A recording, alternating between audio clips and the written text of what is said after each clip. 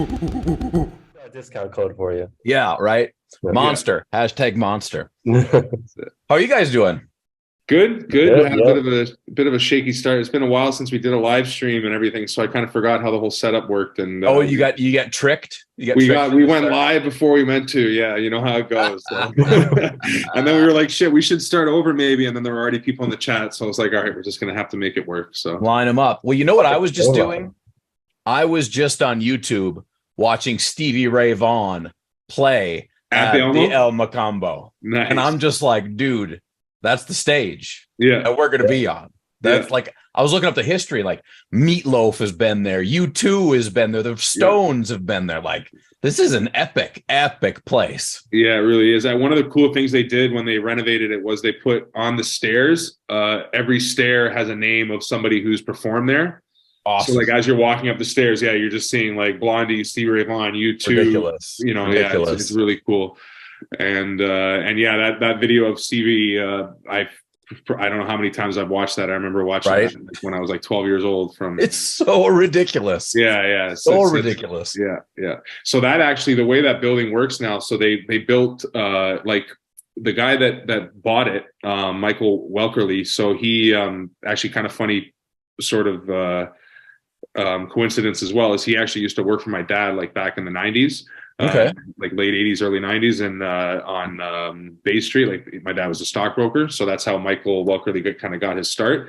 And anyway, so when he went to the Elmo to buy just the sign, like the fluorescent sign outside, and then he bought the sign, he went home, and then he was like, wait, they're just going to tear that building down and make a condo. He's like, no, I can't let that happen. So he called the real estate broker, like pulled a bunch of strings, and ended up buying the building.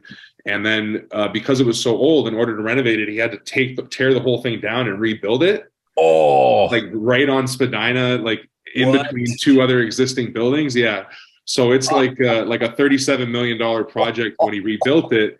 And then the downstairs, like the original room where Stevie played, it looks almost the exact same, just a little bit more modern. Yeah. So that's where the amateur tournament's going to be. And then the upstairs is the new stage that's like even bigger with the balcony, with the whole like super setup. So that's where the pro will be. So see, this is what I like, when there's a differentiation between amateur and pro. Yeah. And it's like, look, when it's pro, here's a reason to do pro, because the pros get more exposure, they get more time, they get the bigger stage. Exactly. That was one of the things that I really wanted to be able to do between the two stages, and even just the difference. Like I wanted there to be a distinct difference between like, this is cool, it's amateur, it's probably the best amateur tournament you're going to get to pull, but if you want to really like get out there, you got to make it upstairs. And then it just it keeps that divide. I mean, that's part of, like, I'm all for supporting the amateurs and giving people an opportunity to somewhere to grow from. But when there's no distinction, it's like, you get people asking like, oh, I didn't get enough of a trophy for an amateur. How come we didn't get, this or that or whatever? It's like, because there's a difference. Right. You haven't earned it yet. You need to earn it by getting up to that pro stage. So, man, I don't know. Like, I'm glad that you noticed that. That's definitely something we're trying to. Yeah, that's what I like, because I've always been an asshole about it. Always, because I was like 1 year in amateurs and I'm like, I'm out of here. And then I took my beatings. I took years of beatings, to finally come up. And so I'm always a jerk. And I'm just like, just get to pro. Who cares about amateur? But now that I've aged a little bit, I see the value in the importance of giving places for people to arm wrestle. Yeah, for sure. And that's what the gig is for me now. Just get more people to arm wrestle, and we're all going to be happier, because more people means more money, means more events, means more everything. Exactly. And that's, we were just talking about Eric. You probably saw Eric's post about, how many more pullers there are showing up and everything. And I think that's the best thing to see with the amateur, is because by the amateur class is getting so big, it just does mean that in a year, 2 years, 3 years, hopefully, maybe not all of them, like there will be some people that just kind of hang out in the amateur level, but it's going to lead to the pro classes getting a lot bigger. So you figure, once you make it to pro, it's less likely that you're going to leave, right? Because you've already done your time. You feel like you're in it. So 3 years from now, what do you say? 80% of current pros are still going to be arm wrestling, most likely, right? A high percentage will stay.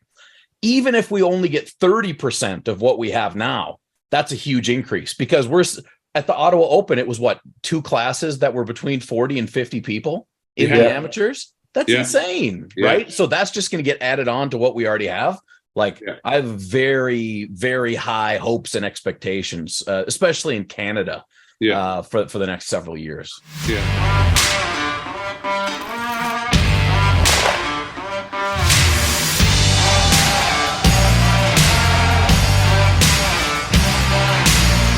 My name is Alex Keary, and I'm co-founder of Table Monkeys here in Toronto. What's up, guys? Jason here from the Table Monkeys. And we are honored to be hosting the East vs. West Qualifier here in Toronto. We're going to have the best names in Canada here to compete, and some special guest appearances. Just to name a few, Devin Laird and Matt Masker are going to be here. Men's, women's, amateur, pro. We're going to run the pro tournament down to a final 4, and then getting to see them in a round robin. We're going to get to see everybody pull everybody. If you want to test yourself against the top competition, you have to be here. It's the way to qualify to make it to Virginia, to get your chance to go to the finals, get your chance to be on the big stage in Istanbul. April 8th, El Macambo Tavern. This is the place to be.